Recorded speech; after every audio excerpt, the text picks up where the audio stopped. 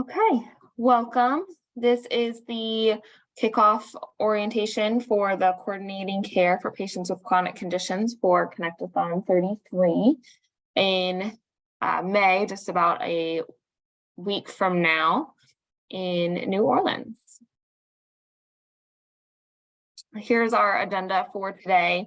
We'll do a quick overview, introduce our track leads, the description of the track and the goals. We'll go through our scenarios and testing, and then at the end, we'll just wrap up with some quick links and resources for everyone. As a note, this will be posted onto our Connnectathon track page, the recording and the slides, so you'll have access to all of the links. All right. Here are our track leads and track support. You'll meet today Dave Carlson, who's our solutions architect, Brett Heel, who's our Fire IG developer, as well as Hamali Sitewall, who is our terminology SME. She'll be going over all of the value sets that went into the IG, and then I am Savannah Muller, the project coordinator. All right, Dave, you want to kick it away? Sure, thanks, Savannah. This is Dave Carlson. So this is a really long-running series of Fire Connnectathons. There's been more than 10 Connnectathons around care planning. And just as a context, we started calling this a care plan, but really it's about the process of care planning, the process of care coordination, and particularly challenging for patients with multiple chronic conditions where that care is distributed across multiple specialists within one institution and very often across multiple institutions and across different EHR systems. So that's really the essence of this project, is to help understand, manage and coordinate the care for patients with multiple chronic conditions. It's based on a project supported from National Institute of Health and Agency Healthcare Research and Quality. So a core element of this is to standardize the data elements that are important and relevant to coordinating care for patients with multiple chronic conditions, and building upon the US CDI data elements as required for certification of EHR systems. So we're building that as a foundation for testing the interoperability and availability of all the data elements that are essential for coordinating this care for patients with MCC, looking at the current versions of USCDI and the FHIR US Core implementation guides as used for ONC certification testing. The current version is based on USCDI version 1. And we are really actively needing and testing content from more advanced versions that are partially implemented. So really all available data elements that are available from systems, we welcome testing those to really support not only availability of data elements, but Hamali will be reviewing the value sets. There's a great deal of work has gone into over the past several years in working with clinical teams to identify these data elements from the clinical perspective and treating these chronic conditions, and then developing the terminology and value sets. Hamali will spend some more time on that here in a few minutes. And then to explore the FHIR resources, again, from the clinical perspective, what they identified to us as critical for person-centered care and to support goals and a goal-oriented shared decision-making for these patients. And there's some links to some prior Connnectathon tracks here as well. Next slide, Anna. So overall goal, describe the US CDI. We're going to build upon from within the US, the Cures Act, and some similar work going on within other countries right now to build a core set of data. So the US CDI version 1 and the US Core implementation guide version 3.1.1, those are what's currently required for EHR certification testing. And that includes a pretty good range of foundational data for care coordination and planning of health concerns, problems, care team, goals, lab tests, vitals, meds, procedures. One thing that's missing from that level is service request, which is really a core element used for ordering a wide range of procedures, referrals, lab orders, all with a service request. That actually is included in US CDI versions 4 and 5, and some vendors have begun implementing it, such as Epic and Cerner. So absolutely would like to test an availability of service requests. So we put that as second as a reach goal, given that it's not yet required for certification testing, but becoming increasingly available via FHIR APIs from some of the EHR vendors. We are also looking at the relationships between these data elements. For patients with chronic conditions and multiple chronic conditions, we've not found anywhere that you could say, give me the comprehensive care plan. From the NIH perspective, the National Institute of Health, what they're really looking toward is supporting, encouraging a comprehensive care plan for patients that can support the coordination across different sites, including long-term post-acute care and different ongoing treatments for these patients. So the relationships, looking toward, was actually been working through those specifications called a dynamic care plan, and the care coordination that dynamically retrieves all of these relevant data elements and discovers relationships between them to indicate the how these support planning for a patient's care. So the relationships, such as a goal addresses, or a goal is addressed by or addresses a condition. So we have a condition for diabetes and have a goal to address that. There are also in our implementation guide additional extension references for that, for example, a medication request or service request pertains to or is created in support of a goal. So the more we can establish these relationships in the underlying clinical records, and then use those information to dynamically create views into the care coordination content, all of very keen interest to us. So describe these as reach goals, but in more and more cases, some of these relationships are being created, and we, through the implementation guide, we want to encourage more of these relationships.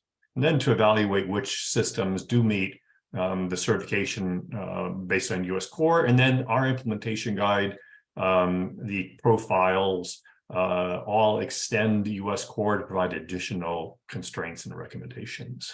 Next slide, please. So also looking at the terminology, I'll defer to Hamali in a minute to provide an overview of the value sets incorporated in the implementation guide, but the consistent use of terminology for these data elements are essential to allow us to classify and derive relationships to support care coordination. So part of what we would like to test during this Connnectathon as well is the capacity for these value sets that are defined and published to adequately classify or group conditions in labs to support prioritization and presenting these information in Smart on FHIR apps. When our project is also developing 2 Smart on FHIR apps, one for our clinicians and another for patients and caregivers. So our reach goal related to this is to examine how consistently the terminology, as required by the underlying implementation guides, how consistently it is being used, so that we can correctly and completely classify and group these data elements for effective presentation and use in care coordination. And then the third, another reach goal, mentioned that the service request is now defined in US CDI version 3 and 4, but yet how you group and determine that a request is in fact for a referral, for a surgical, for a social determinant, a social risk such as housing or food or transportation. There are no standards defined to consistently, not used in practice, to use the FHIR category element. So looking toward also potential value sets to allow us to group and relate these for more effective use in decision making. Next slide, please. Okay, so Molly, if you are ready, provide the overview of value sets, please. Sure, Dave, thank you. So just to give a quick background of multiple chronic condition project, as name stated, it is developing fire IG and infrastructure for handling multiple chronic conditions. And in this fire IG, we are mainly focused on 5 chronic conditions that includes chronic kidney disease, type 2 diabetes mellitus, common cardiovascular diseases, chronic pain, and long COVID. So when we are developing the standards for these 5 clinical conditions, the goal was to identify the existing terminology standards which are used for representing these conditions across multiple categories, which includes diagnosis of a chronic conditions, their symptoms, what are the clinical tests, those are performed, what are the laboratory tests, those are performed, related medication request, observations, which are imaging observations, or it can be an SDOH observations. For SDOH observation, we refer to gravity developed standards for SDOH. We also have built value sets for procedure and service request, questionnaire response, simple observations. So because multiple chronic condition PEP panel is heavily clinician centric, they were really focused on getting all or as many possible clinical conditions, diagnosis, and goals and interventions standardized. And that led to building up to, I think, 1,000 value sets across all these categories in multiple chronic condition fire IG. All those value sets can be found in multiple chronic condition implementation guide under terminology guidance. And to the best of our ability, it would have been very difficult to have profiles for all these clinical conditions and categories. So the intent was to build them as a value set and add it as a reference in VSAC. And we have referenced those in Fire IG through a table. You have links that can directly take you to that value in VSAC from where download it. Also, I think Dale had some secure logic that can be that can export all the value sets from VSAC and can be used in the testing and implementation that they can speak to. But just to give an overview of what value set is, it is a defined elements and concepts that informs the development of individual value sets, and those are built using existing clinical vocabulary standards such as Synomed CT, Loink, RX norm, and we use those value sets with fire structure to support EHR queries and interoperable exchanges of health information for eCare. It is also used for displaying and filtering the health information within eCare plan application. And as I mentioned, all these value sets are hosted in a National Library of Medicine supported tool called VSAC Value Set Authority Center. This slide also provides link to VSAC if anybody wants to take a look at it. Next slide, please. So this slide gives an overview of multiple value sets that we have built. This is, I think, 4-year project, and for most recent development, our focus was mainly building long COVID diagnosis and comorbidities value set, as well as long COVID symptom value set. So you can see that on the right-hand side, in the prior project, they built some of the value sets which are representing diagnosis which impacts long COVID's outcome. So long COVID comorbidities, existing value sets on the right-hand side, and the ones that we built in and contributed to are on the left-hand side, which are around 30. So the patient who are diagnosed with long COVID and having all these clinical condition can exacerbate their conditions and can have negative outcome. So all these value sets are again hosted in VSAC, and they also have a reference link in multiple chronic condition Fire IG. Next slide, please.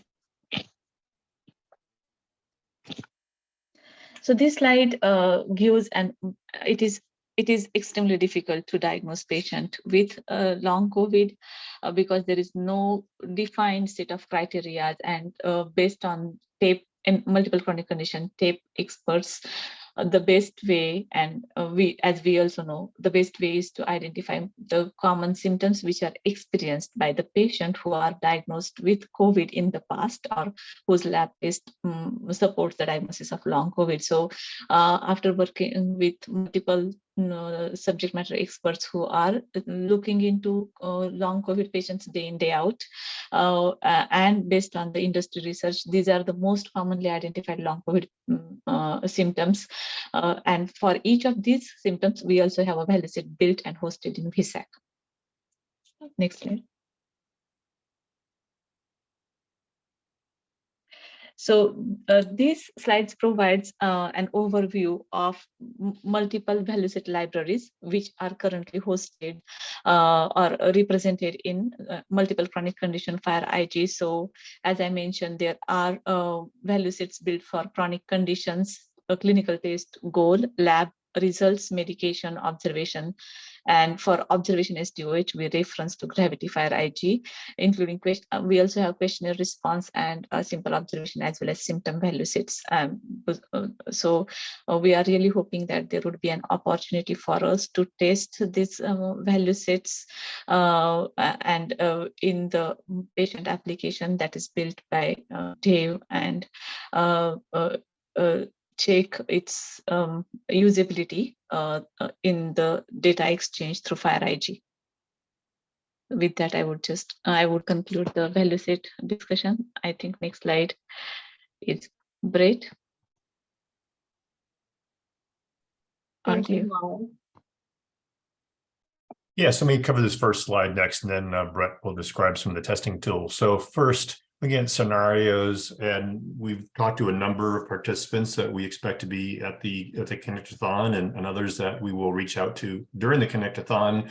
So describe the data elements, the implementation guide based upon the clinical input of the data elements to support care coordination and the development of an interactive, dynamic care plan for patients with multiple chronic conditions. So looking to taking 2 or more, using smart on FHIR apps for patients, caregivers, and various clinical roles.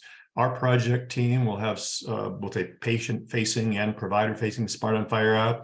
We're working with another project team who's also developing both patient and provider-facing with more specific, in their case, on community health centers, but on some common area of interest for some of the conditions and the data and the ability to engage patients, caregivers, and clinicians in this coordination of care. So the scenario is to support standards-based smart on FHIR applications, to the valuability to cover the range of data elements that we described here previously, and the ability to make use of at least some of the value sets that Homali described in order to better support prioritization, grouping, classification, and very interested right now in any opportunities to distill what can be a very large amount of data for patients with multiple chronic conditions. And then as those data are distributed across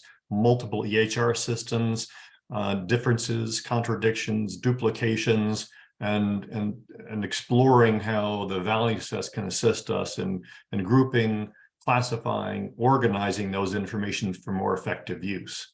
So just put it more directly from a scenario is using an application, and we will be testing and welcome any others that can fit broadly into the scenario, but use of a patient-facing application to author some new content expressed by a patient or a caregiver of a new goal, a new health condition, health concern condition, or a new service request. We've heard from patient perspective that patient would say, we would like to tell our care team what we are working on and share that with them. So use the first app, where to create some additional content, as well as retrieving and displaying other content from their records.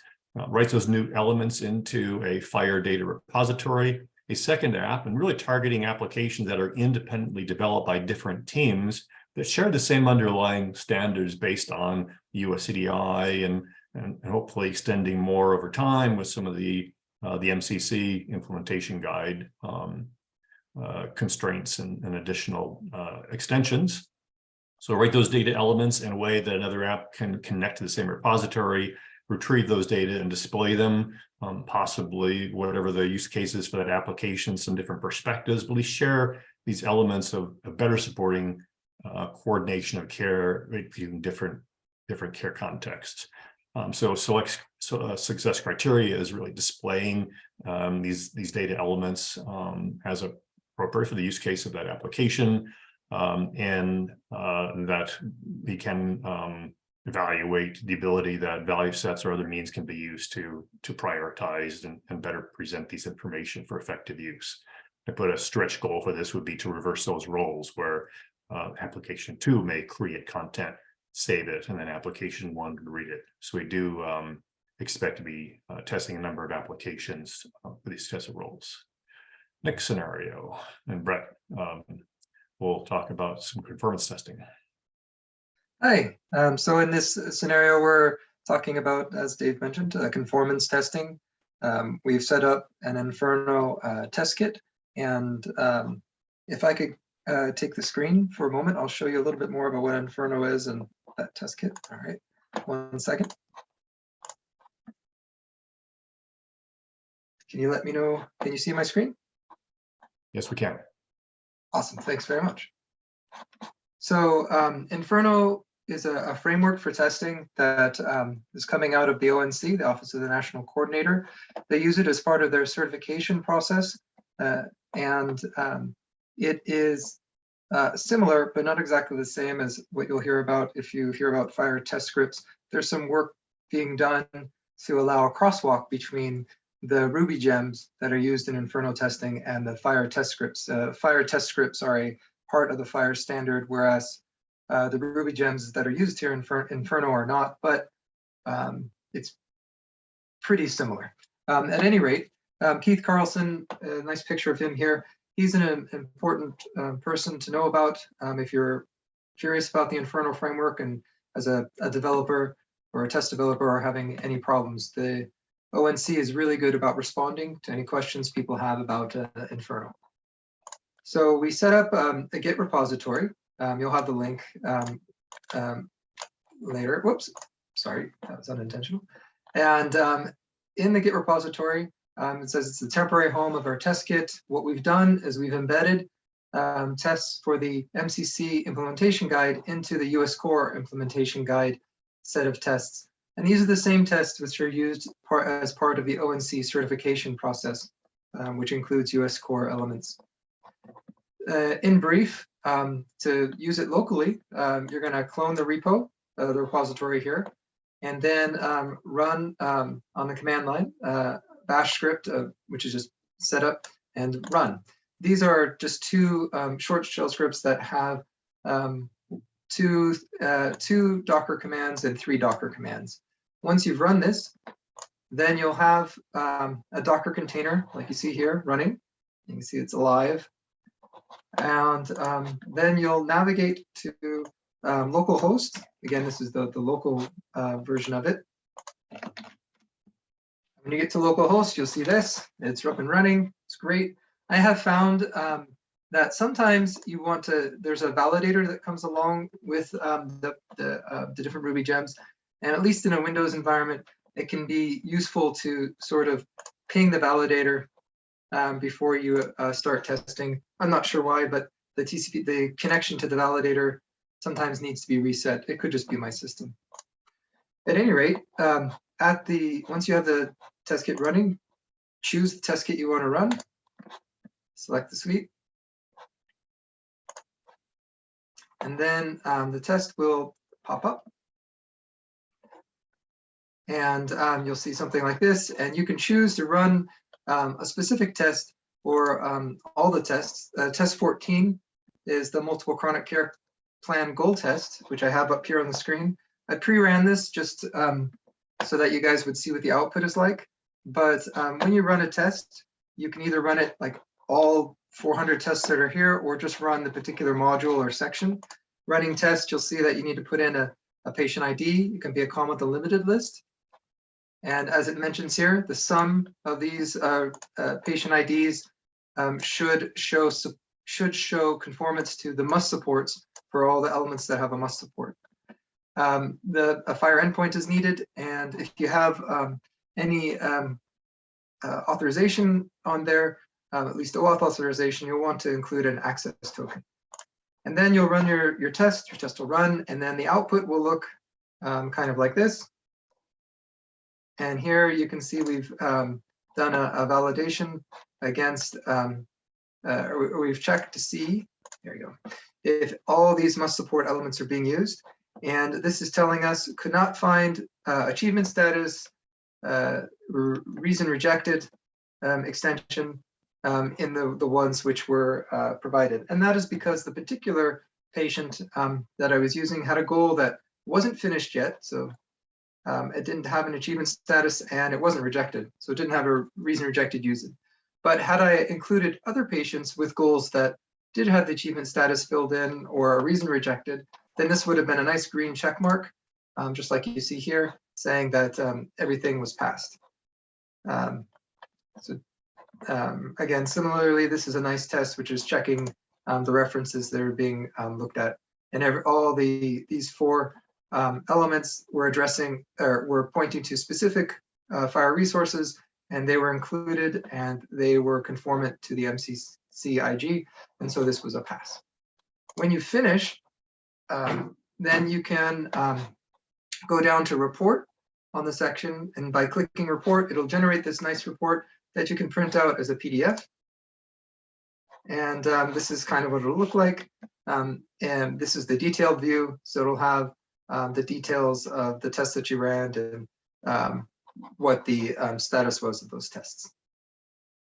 And I hope I didn't go too fast, but the important thing to know is go to the repository, and the README has the brief instructions that are needed to run, and this is for the local host version. So I'm going to stop sharing my screen. Could go back to the slides.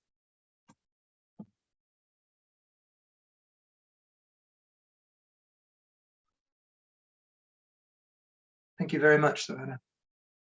So that was in brief what's going on there with the test kit. Right now, the test kit has tests for the MCC goal profile, and we'll be working to add more tests. And if there's any particular pieces that you guys are interested in adding to the test kit to test out or prove, be happy to take any comments or suggestions. Next slide. And as we mentioned, this is just a slide with a couple of extra testing tools that are available to you. We're working to put up a cloud server version of our test kit so that you won't even have to run it on your local machine, but local running can be useful. I believe I see a hand up from Romeo, or is that just a symbol? No, I wasn't. Oh, sorry. Do I have a hand? No. Okay, sorry, it must be my machine. Apologies there. Sorry for that. But there's also several fire validators that are out there. Two are mentioned here, one coming from where it says Inferno Health IT, that's the ONC. And then HL7 also is recommending use of the validator.fire.org, and the fire validator guidance, a link is there as well that you can use. And that sums it up. Back to Dave, I think, or Hamali. Yeah, one more for me. Thanks, Brett. It's really helpful. I think building these on our implementation guide, as we described earlier, does extend profiles all from US core. So this gives us a really an excellent opportunity going forward to start evaluating any vendor systems or any fire endpoints for the broader set of care coordination requirements. So third scenario, we just talked about value sets a lot. And as Hamali described, there are an order of 1,000 value sets defined in the implementation guide. We make use of some of those within our patient-facing app. So what we'd like to do is testing ideally real-world patient data or de-identified data representing how terminology is actually used in practice by clinicians. We've tested a wide range of handcrafted data and some synthetic data from something like Cynthia, but very interested in feedback and testing on the adequacy of these value sets to include the codes used in practice. And so our patient-facing application embeds many, not quite all yet, but many of the condition value sets and displayed within a patient-facing Smart and Fire app as a classification grouping. And we will be using that more extensively to help prioritize and group data that comes from real-world patients in a live pilot setting, connected with 2 or more different provider system sources for that same patient, and then making use of these value sets to help us and help the patients and care team better understand the commonality or possible contradictions among those data. So the patient-facing application, it's an open source application. The link here as well. We'll also include a link where we have this built and hosted, where you can point this at, even if you were willing, your live production endpoints for Epic and Cerner are currently configured. But using that application as a means to do some tests. We also use the clinical quality language, or CQL, embedded and executed within this application to process value sets. There's a link here as well to the CQL logic sources that are in fact executed within the patient app. So part during the Connnectathon, we'll be reaching out to terminologists as well as CQL experts, many of whom participate in clinical reasoning track, to look for other opportunities and other thoughts on how we can test this wide collection of value sets in the implementation guide. Next slide, please. And just to really kind of wrap things up here for participants. EHR vendors, or really any system vendor or system developer that has an endpoint holding, we would like to test with de-identified real-world data, or perhaps in your local environment, testing the test scenarios that Brett described, or some of these applications working with you to test it against other systems and endpoints. And then also hopefully with a stretch goal toward the additional US CDI and US Core and the more recent versions of that. Also provider-facing Smart and Fire applications that engage a range of clinical members in the care coordination. We have a patient caregiver facing application, another partner we've been working with to prepare has their own applications that we will test for interoperability and collaboration. And then finally, any technical interests, especially around the value sets. So next slide, I think, and I think Savannah is going to wrap things up for us here. Thank you, guys. Thank you, Dave, Brett, Hamali. That was very thorough. I appreciate it. The next couple of slides are just some resources for anyone clicking through the slides or watching. This is our Zillow chat for our upcoming Connnectathon. If you do notice any issues while doing any of the testing, you can log it in Jira. These are the emails for our track leads and support who will be at Connnectathon. So Dave, Brett, myself, and Hamali, who you all heard from today. I also invite you all to contribute to our track report out. This is going to be submitted at the end of Sunday. I have linked a Google Doc here, and if you have any screenshots or just notable discussions that took place during Connnectathon, feel free to add in your comments. And here finally are just some resources. This is the generic Connnectathon 33 Confluence page. And then this is our track page, specifically the fire chat, which was noted previously in the fire specifications. Finally, I did want to give a shout out. We will be hosting a open source tooling session. If you've heard from Sandy at all, this is a new educational session that they're proposing. It will be on Sunday, May 7th from 3 to 5. I put the description here. Dave, did you want to take a moment to mention this at all? Probably not more than you described. This is a new plan that they are doing, the Connnectathon, have a number of different open source tools. And so we're walking through in detail of design and use of our open source Smart and Fire patient facing application. And then for people who are new to Connnectathon, there's some free education sessions. It's on the main Connnectathon page. And then finally, these last few slides are just logistics for attending Connnectathon in person, all about New Orleans, parking, resources, timing. You can see this all on the slides. You submit your pre-Connnectathon survey. This is how we can get your emails and reach out to you if you are interested in our track. And you can also see the Confluence page for recordings. The participant information session is being held later today, and it is also going to be posted on the Confluence page. We are not hosting that. That is something hosted. I believe Sandy is leading that. And then if there are any questions, feel free to email us, or if you're on the call now, you can go ahead and raise them. That is it. I'm going to stop the recording, maybe, Sven, and we can have any open conversation.